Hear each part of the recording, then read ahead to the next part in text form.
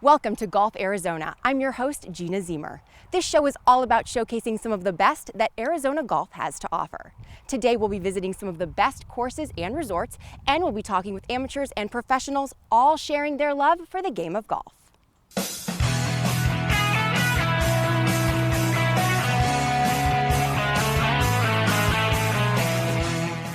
Well, Glenn, thank you so much for joining us today. Not only are you a great player, but you are a fabulous teacher. So for someone that wants to come out and take some lessons, tell me about some of the lessons that you offer.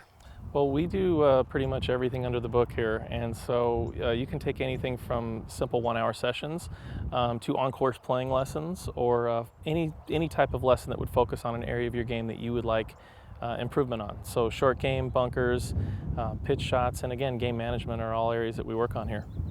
Do you need to be a member of the club to take lessons with you? No, we're open to anyone. We actually offer programs from different resorts here in town and also to the public.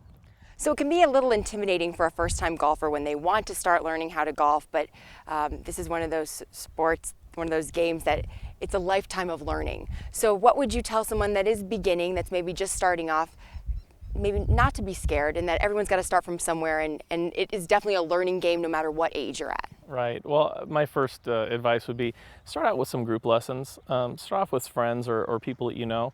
If you don't have friends that want to play, again, a group lesson is a great way to be less intimidating. And then you can also find what style of teacher that you like, and then you can move towards private coaching for the future and be a little more comfortable with that. So tell me about fitness and the role that that plays in the game of golf. Well, range of motion for the body is really important, and so fitness is a piece. We're all different. Everybody out there is different flexibility levels, different strength levels, and so that being the case, we don't require that, but we do test and we see where you're at with your flexibility and your fitness levels. We also have that conversation with our coaching programs to enhance your game. So looking for that certain teacher, I'm sure every student has that teacher that makes it a perfect fit. What is your style of teaching? I don't know if I call it a style. I'm pretty organic. I like to be very simple. A lot of body awareness. My ultimate goal is that everyone I work with becomes their own coach. They coach themselves. And so if you understand what's going on with your swing or your technique or your game in a particular area, that's powerful, and you take that with you. And so again, my ultimate goal, whoever I work with, is that they become their own coach.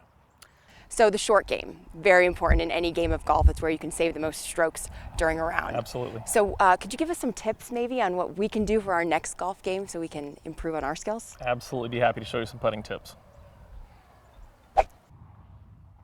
So we're here about 10 feet from the hole, and I want to talk to you today a little bit about some putting tips and guidelines that'll help you with your game. So one of the main things that players tend to miss when they're putting is the space between your golf ball and the end result, the hole.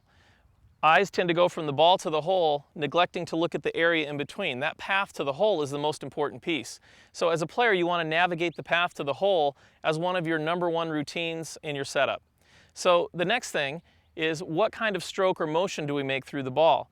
Now, when we use the upper body to control the putting stroke versus the hands and the wrists, the small muscles, we tend to have a better, more consistent roll on the ball. So a rocking motion that's created from the shoulders with very little hand action will help you create that accelerating putting stroke that remains accurate and true to the path that you'd like the ball to travel on. So I'd like you to consider incorporating those tips into your putting regardless of the length of the putt. And keep in mind that when a putt is longer, the path to the hole could be wider than the hole if necessary. So when it gets in closer, it might be as wide as the hole. You get 20, 30, 40 feet away, you can create a little wider path to give you some freedom in that putting stroke. Because once again, the goal in putting is always 2 putts or less on every hole. So when we incorporate those tips that I just explained, it might look a little something like this.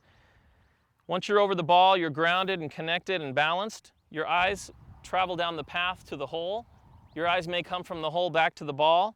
And once you're ready to roll that putt, you will follow the ball with your eyes with that shoulder motion.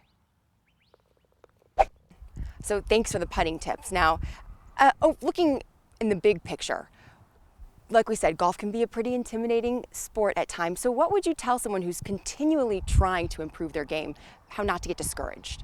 Well, the biggest thing you can do really is make a plan for every golf shot. So regardless of your golf shot, putt, chip, whatever shot you have in front of you, make a plan for that shot. And even if you're not sure if you can do it, because if you have a plan, you have a chance. If you get up there and hit and hope, well, results are going to vary quite a bit. So make a plan for every shot you have in golf, and you'll see some results. Great tips. Thanks, Glenn. You're welcome. All right, well, stick around. There's a lot more to come. We'll be right back. Thanks again for joining me for this episode of Golf Arizona. You can pick up a copy of Golf Arizona magazine at your local golf shop or visit our website at gogolfarizona.com. Thanks again. We'll see you next time.